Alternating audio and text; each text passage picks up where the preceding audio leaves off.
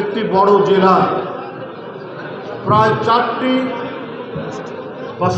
পাঁচটি আসন রয়েছে।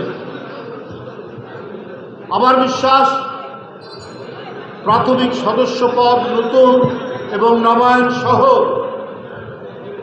3 লক্ষ নতুন সদস্য সংগ্রহ তারা করতে পারবে।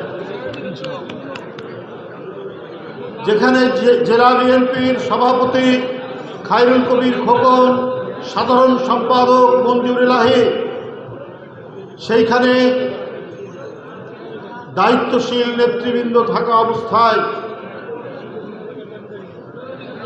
নতুন সদস্য সংগ্রহের কোনো ধরনের ত্রুটি হবে না, এটা আমার দৃঢ় বিশ্বাস। একজন জাতীয় রাজনীতিবিদ খায়রুল কবির খোকন ডাকসু এবং একটি আন্দোলনের নেতৃত্ব দিয়েছে তার জেলা। মঞ্জুর এলাহি তিনি জনপ্রতিনিধি হয়েছেন বারবার, উপজেলা চেয়ারম্যান ছিলেন।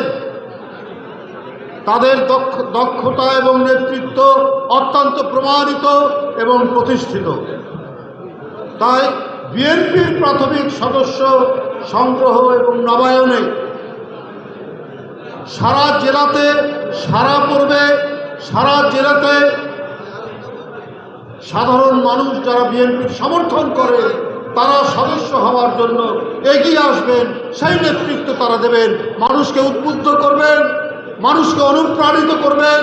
বিএনপির পতাকা তলে, বিএনপির ছায়া তলে, বিএনপির ছাতার নিচে যারা আগ্রহী তাদেরকে তারা সদস্য করবে। এটা আমাদের দৃঢ় বিশ্বাস।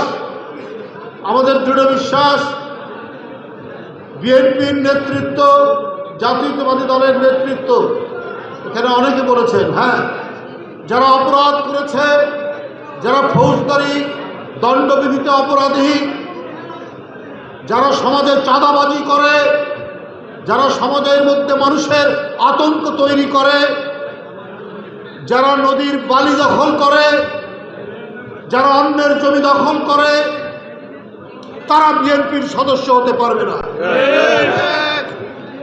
তাদের জন্য বিএনপির দরজা বন্ধ। কিন্তু সমাজের যারা সজ্জন মানুষ,